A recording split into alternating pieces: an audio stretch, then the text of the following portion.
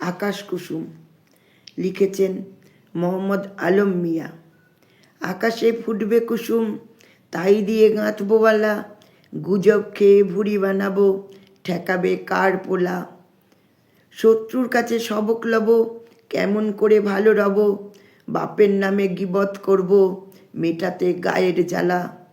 চাচার নামে মামলা করে তার ভিটা দখল নেব, আমি যে ক্যাশ আছিস চাচাকে বুঝিয়ে দেবো।